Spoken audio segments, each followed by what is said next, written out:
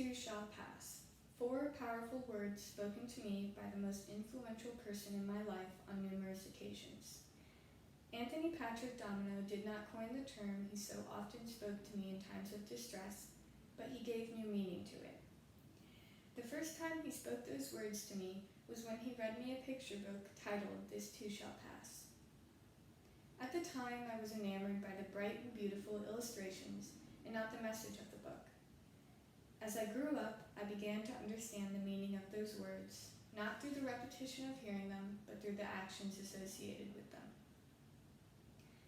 Anthony Domino was an honorable man, a friend to all. I often say he was everyone's best friend. A friend's mother once told me that even though she only met him once, she knew that he was everyone's best friend. Anthony was a caring man, one who thought of others and not of himself, so it was only appropriate that his mantra was the biblical verse, "This too shall pass." There were many times in my life that I saw real-life examples of his mantra. During the recession of 2008, my father lost his job, like many other Americans. When I noticed my father's stress increasing as bills were piling up, I worried about what would happen to my family. My father eventually found a job, and everything went back to normal. When I look back on that time in my life, that particular incident, I see now that it is the embodiment of "this too shall pass," because that uncertainty that my family experienced did not last forever. Another example of how this too shall pass was displayed in my life was my uncle's funeral in 2012. I remember sitting in the pew, listening to the priest read a passage from the Bible, and seeing my father shed a tear out of the corner of my eye. I remember asking him why he was crying, because I had never seen him cry before. He looked at me and simply said, "This too shall pass." Not long after he spoke those words to me, I saw him smile. Maybe the smile was to comfort me and to let me know that all was well. Or maybe the smile was for himself, to remind himself of his own mantra. My father's mantra impacted my life in many ways, but the impact his mantra had on me is hearsay compared to the legacy he left behind.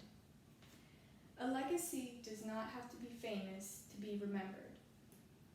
Anthony Domino never won a Nobel Prize, he never conquered world hunger, and he did not step on the moon. But he did make sure to make someone laugh or smile every day with his juvenile yet effective jokes.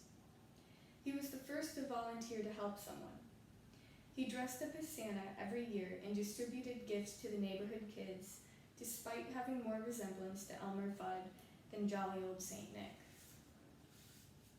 My father would decorate every inch of our house in Halloween decorations, and every year he would host the annual neighborhood Halloween party. One year, when I was a baby, my father dressed up as Popeye and I as Sweet Pea. He wore a white sailor shirt stuffed with fake muscles made from cut-up pantyhose and craft cotton, and stuck my grandfather's cornpipe in the corner of his mouth to top it all off. Just like Popeye, my father served his country.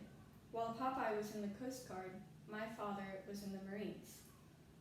He served in the Marines from 1976 to 1980, and during that time was tasked with working on radar systems that were used to control military jets in battle. After his time in the Marines, my dad used his GI Bill to attend community college in his hometown in Orange County, New York. Anthony Domino took night classes at the community college and worked for international papers in Sterling Forest, New York during the day.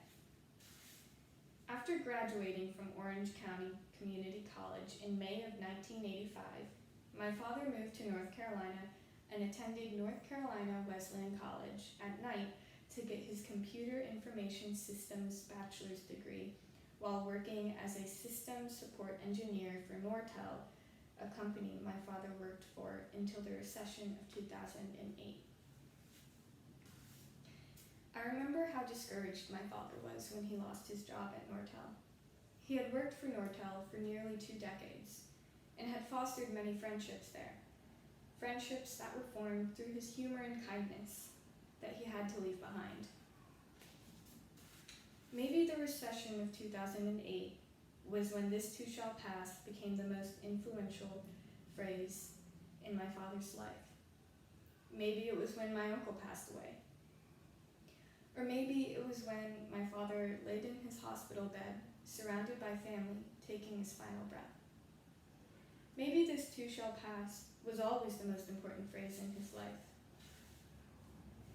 My father was known for being everyone's best friend, but to me, he was known as the man who lived and breathed the prayer, "this too